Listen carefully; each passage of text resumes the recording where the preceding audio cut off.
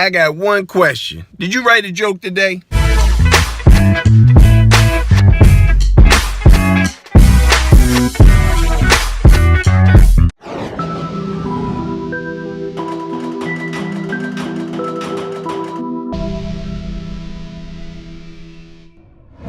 Write, recite, and write again. And get on stage a lot. Write your joke. Take your premise. If you don't even have a finish for the joke, do it fluidly. It's the element of surprise. Take them right down the main highway and then flip off on the exit that nobody knew you was taking.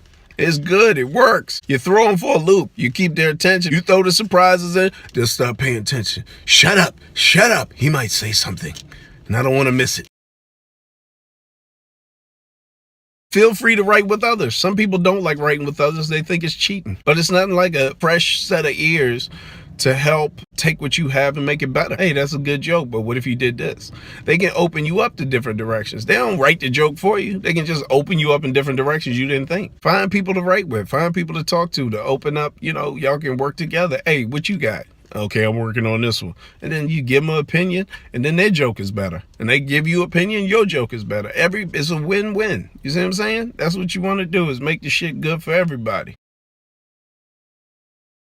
Freestyling. Freestyling is the most freeing part of being a comedian. When you're hosting, you get the opportunity to freestyle, to use your brain to its full potential. Roll with the punches like a ninja. You get kung fu on them. You hit them with the punchline. Punchline. Punchline. Punchline. You see what I'm saying? You keep doing all that. And not only does it build your confidence, you can't be touched.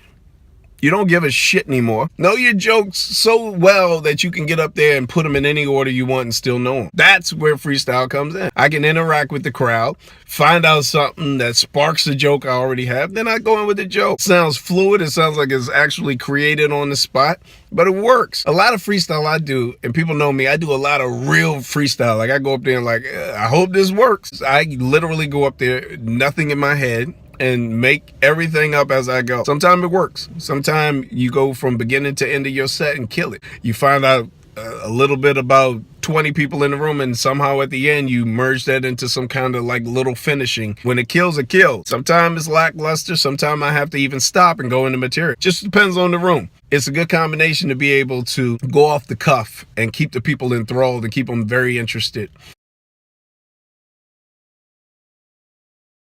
Another thing that is going to really help you is to learn that silence. Write that joke, say that joke, and let it do what it's supposed to do. If it's complete silence after that joke, let it be complete silence. Nothing more freeing than having that joke fall flat and you just sitting up there like, well, on to the next one. These people can't destroy you. They can just say you had a bad night. That's all it was. It was a bad night. If you're a good comic that has a bad night, you had a bad night. But if you a comic every night is bad, you need to rethink your career path. You're going to have bad nights. If you get the opportunity to take all these new jokes you wrote, write that set list of new jokes. Go on that stage memorizing the new jokes. If you do that, you will go up there, you will use your mind, you will have this new set of jokes that you're working on, you will fluidly say these jokes to the crowd, you will interact with the crowd while you're building up these new jokes, and you possibly got 5 new winners for your set. Don't be afraid of the silence. It's a big part of comedy. I've accepted it. Many nights I get tons of silence. You got to be happy and comfortable with you. Now, somebody paying you to go up there and kill it on stage, that's a different thing. You still want to kill it. One thing I always say is that if you're on stage, you get 20, 25 and up. Sneak in some newbies. Try it. You never know. If they don't work, you go back to your winners. But if they do work, you just increased your set. You see what I'm saying? Record a lot of your sets. Record a lot of your sets, either visually or audio. I tend to do both. I like to make sure I see what movements I'm doing.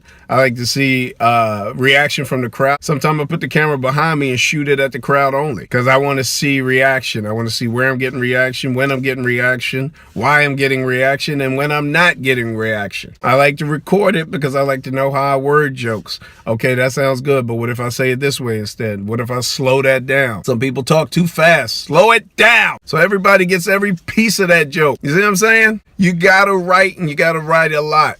We spend a lot of time bullshitting. Write. Pick up those notes every night before bed when you're sitting there uselessly watching umpteen hours of Netflix of other people who are already successful. You need to pull out your notes and just run it. Run the whole set. I know my jokes. A lot of times I don't know my jokes. That's how I learned how to freestyle. I said, shit, I don't remember anything. I have to act a fool tonight.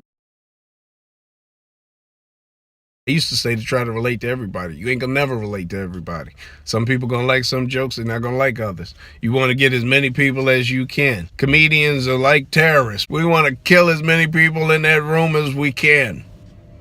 Horrible analogy, but you get what I'm saying. If you write a lot of material about things that everyone can relate to, you always have something ready. If you have dating material, you do great with it. Everybody can relate to that. They can relate to the marriage stuff, if depending on how deep you go into it. Find the things that you know are similar. We all love sex. We all are or were or will be dating. Same thing with marriage. Eventually having kids, have kids. Kids are grown up and gone. And your job, I believe, is as a comic, my job is to try to relate to as many people in that crowd as possible.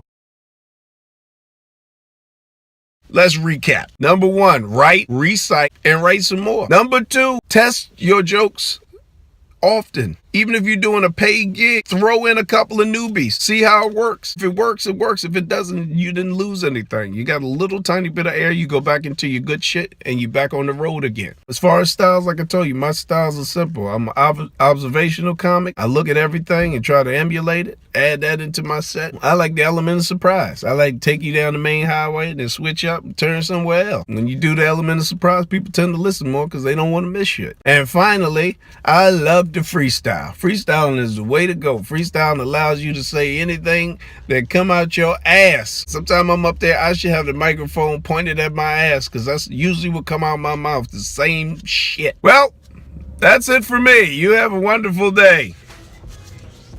Goodbye. I need some ending music. That's what I need. I need like a song, the end of Gerald's sketch song.